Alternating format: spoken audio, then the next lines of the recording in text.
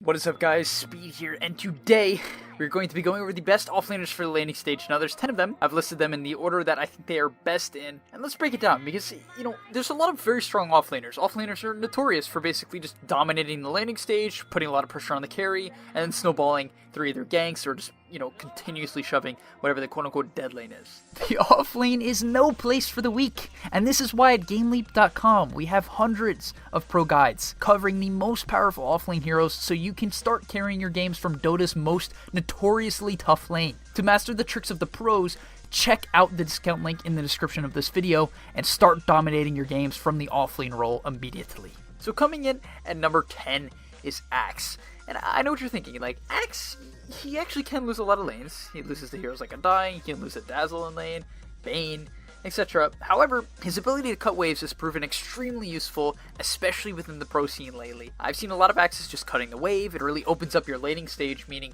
you can pick an Axe early, and if the lane is strong, let's say you're against maybe a Terrorblade who's in melee form, you can just run at him, right? But if the lane is hard and you're against maybe, let's say, an Ursa, right, per se, then you can just cut the wave. It kind of gives you a lot of really good options, and I think is currently a very safe pick for the offlane that has a lot of hardcore winning matchups, or can just skip the wave, get a level advantage if you do it efficiently enough, and then dive the safe laner. Coming in at number 9 is Legion.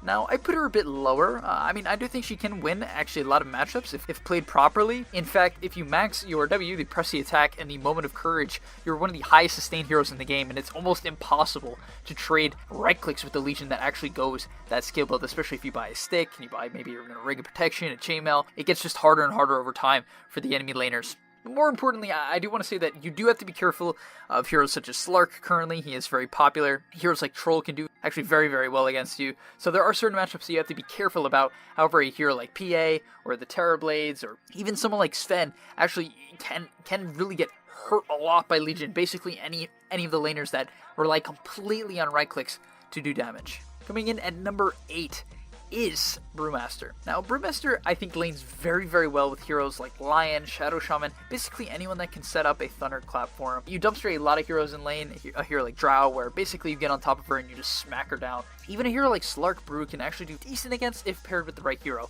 I think a Lion, and I know I just said Lion plus Brew, but a Lion plus Brew lane can apply a lot of pressure. Thunderclap is very low mana, and basically you can spam that with your Drunken Brawler to completely harass out the enemy and apply a lot of pressure on one of the lowest cooldowns in the game. Not only that, it's very important to note that Brewmaster is probably the best or top 3 level 6 spikes in the game, right? When Brew hits level 6, he can solo kill almost any hero in the game, almost any, right? Including heroes that have Blink.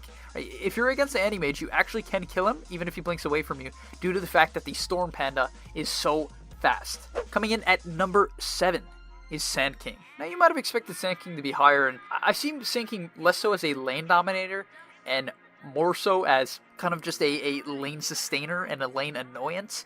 Sure, he can actually dominate lanes, especially if you get First Blood and you get a level advantage, like an early Sandstorm, level 3. Lane gets very hard for a lot of carries. However, with Sentries, it is fairly easy to actually zone out Sand King in the early waves, especially if the Sand King gets Sandstorm level 1. You actually can pressure him out very easily, because that's basically all the damage he does. His right-click animation's trash. It's very slow, low damage, so do keep that in mind. You can pressure Sand King in the Sandstorm level 1, don't fear too much. However, I do want to say that I think there is a lot of merit still to going for Caustic Finale and your stun by level 2. Basically, if you're against any of the weaker melee heroes, even maybe a ranged hero who's overextending, if you take the Caustic Finale and your stun, you can catch people off guard. Like, it's actually very, very scary how much it catches people off guard, because everyone's used to Sand King taking Sandstorm nowadays, right? I feel like everyone's forgotten completely about the damage that Caustic Finale actually can do. Next up is Mars. Now, with a proper laning partner, a hero such as Lina, I feel like I say Lion a lot, but Lion, Bat Rider, Shadow Shaman, Shadow Demon, that's a really great one. You're very strong, right? Mars plus any stun feels very, very overwhelming for the majority of safe laners, mainly for the fact that, similar to Telekinesis, Mars' stun not only gets the stun off, but actually repositions the enemy, meaning you can get 3, 4, 5 more right clicks in than the average stun. In addition, similar to Brewmaster, your level 6 spike is one of the top in the game. If you have your spear maxed out, or even just level 3, and you get him to the wall, you're going to solo kill most of the enemy heroes. Not only that, if you simply get a Morbid Mask and you use your W, you heal for absurd amounts. I mean, it is insane. You have some of the best base stats in the game, one of the best animations, easy harass spells, right? Your stun's good for harassing, your rebuke is good for harassing, even your E is quote-unquote good for trading. So overall, this hero's spells are designed, it feels, for the laning stage in your stats. I mean, it really doesn't get much better than Mars. Next up on the list is Natures. Now, I really would have loved to put Natures much higher. Like, I mean this. I really do. I really wish I could put him much higher. In fact, I think he used to be much higher, but after all the tree nerfs, he can struggle in the early levels. Doesn't feel that strong. But what I will say is still, if you play him correctly, you are one of the best laners still. Period. Understand that, right? But do understand that you should not play Nature's Prophet strictly around kills. In fact, the majority of lanes, you should be letting your position forward do the majority of the zoning, and you should focus primarily on things like denies and last hits, right? Specifically those two. I highly recommend that you lane with a hero like Spirit Breaker, Earthshaker, Sand King, basically anyone that can protect you in the early levels. You don't actually have to have a hero like Batrider or Lion set up and put a lot of pressure in the early levels with their stun, like setting up your right clicks. While it's strong, trust me, Batrider, Nature's Prophet sounds AIDS. But do understand that, like, these heroes that can leave you alone and give you soul XP is fantastic, because the level 6 spike of Nature's Prophet is once again one of the best. And I feel like I'm saying that for a lot of the offlaners, but I think that is a common characteristic of offlaners. They have very hard level 6 spikes they want to get to ASAP. And the only protection Nature's Prophet needs is in the early levels so that he doesn't get run at, right? When he gets his phase boots, stick, even a bracer if needed, he can be left completely alone, jungle if needed, and I do think you should be maxing out trains to do that as a side note. And then you can dive, right? If you get a Ring of Bacillus, which I highly recommend as well, I think it's one of the most underrated items in Dota right now, you can get a Ring of Bacillus, dive the tower endlessly with these roaming heroes, and completely dominate your lane. Next up on the list is Bristleback. Now, I think Bristleback is one of the best heroes for gaining MMR in general, basically because he's very kill-oriented, and lower MMR games, or anything in my opinion below 5k, are very kill-oriented, and as a result, when you run out of Bristleback and it's low communication, and you don't have as much farm as you should, right, because people are strictly going for kills and not farm, they're going to kill themselves on Bristleback. That's something I want to say on the side, you know, I mean, that isn't exactly talking about Bristle's laning stage, but do understand that for Bristle's laning stage, I want to talk quickly about what I think you should do. Do not necessarily rely on spamming quills at level 1. You should have the mangoes, you know, in case you do, but Bristle becomes particularly strong at level 3. In fact, consider taking Goo at level 1 to actually harass your enemy. It drops armor by very significant amounts. You can get people to 0 with basically only 2 stacks. It costs 12 mana, and its base movement speed reduction is 20%. 20%.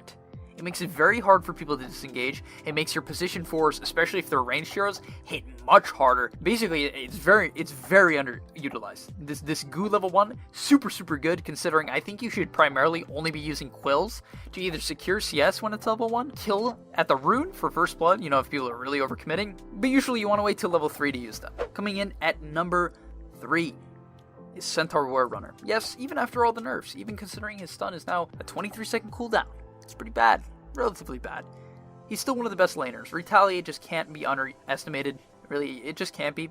If you trade, every trade is effective. If they hit you, they lose HP. If you hit them, you have 200 plus damage if you have max stats. It's pretty insane. And don't forget, you can use Retaliate to get denies and last hits. You have to understand that. It's sad for me to watch Centaurs who only use it to do damage. You'll see a lot of pros, they'll tank the tier 1 actually before the game even starts, and then they use early 3 or 4 or 5 Retaliate stacks to get the early wave denies. This gives them a level advantage at level 2 and allows them to prevent the enemy safe laner from even approaching the wave due to the fact that they maybe have an early level of double edge to zone or just a stun to threaten a kill if they're laning a hero like Rubik. In addition, similar to a hero like Nature's Prophet, you can take the tower very early, right? Due to the fact that Retaliate does do damage to towers, it gives you Retaliate stacks as well. You can get 13 stacks, deal damage to the tower with Retaliate, build a Vanguard, you take basically 0 damage, and just take the tier 1 tower for free. Number 2 on the list is Batrider.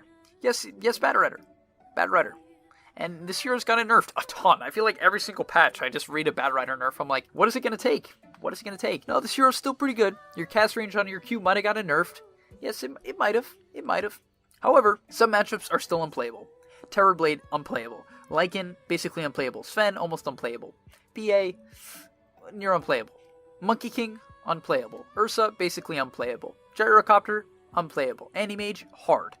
PL, even hard. PL's not even that good. Slark can even lose to Batrider. Troll, I think I forgot Troll. Troll, if you understand how to play Batrider, if you learn this hero's limits, give it 10 games. I know that sounds like a lot, but like really understand and master this hero, you will begin to realize that Batrider can win every single lane, even the hard ones. Right, even the hard ones, you can just cut the wave. Similar to Axe, except unlike Axe, you can dumpster people at level 2. Even at level 1, if you get enough stacks, your right clicks can deal like 90 to 100 damage. It's pretty crazy. So yes, if you're looking for a hero to dominate the laning stage and really just tilt safe laners to win MMR, which is something I used from 3 to 4k to 5k, I played a lot of Batrider, especially when he was at his peak. And this was a super great way for me to win the game. You know, it didn't necessarily scale, but I rushed a Blink Dagger at that time because that's what was popular. Don't go that necessarily anymore. The popular build is bots, drums, BKB, something around that regard. Less of the mobility of Blink Dagger and Force Staff. Basically, I understood how to tilt the safe laner. I would kill Slarks. They would rage quit out even if they counterpicked me. Even Jugs wouldn't be able to beat me. And people would rage. They would rage. Simply because Batrider has some of the highest outplay potential in the game. So if you're looking for a hero that has one of the most satisfying laning stages in all of Dota and the ability to outplay almost any hero in Dota, you should play Batrider. A lot of my friends, high MMR friends, consider Batrider low skill, not because he's necessarily easy to play, but because once you get good at him, it feels very, very hard to beat him. So basically, for the other end, a master Batrider, they consider him like a low skill player because you win the majority of matchups. And finally, at number 1, yes, I know I've mentioned this hero after like a billion videos. Pretty sure my boys at Dota Alchemy made a video on this hero. It is very good. It feels very good. I expect to see it at TI. I'd be shocked if it isn't. It's been getting buffed ever since it fell out of meta since the last TI, and that's Enchantress. Yes, I'm not even going to say a lot about it. Just click your heal, enchant the creep, or not. Like, you can just max Untouchable as well. And basically, if you hit level 3 with 2 points in Untouchable, you take 0 damage, and you auto-attack for some of the highest amounts in the game. Buy a Bassi, buy a Wand, buy some stats, buy a Dragonlance, drums, etc., but whatever's needed, and just hit the enemy. It's kind of it, guys. If you can't do that, like, I don't know. Alright, thank you for watching, though. All jokes aside, I appreciate your time. If you enjoyed, leave a comment down below what you think maybe is even a better offlaner, if I missed anyone in particular. No, I didn't add a hero like Darkseer in here, but he's gotten nerfed a lot. A lot. But I might have missed some. So if you think I missed anyone in particular that has a very dominating offlane laning stage, let me know down in the comment section below. I'd be happy to see your comments and leave a reply. Also, please do like and subscribe our channel, as it helps us grow, and hopefully I'll see you in the next video. Click on this link right now to take advantage of our special offer for a 25% discount and unlock your unfair advantage.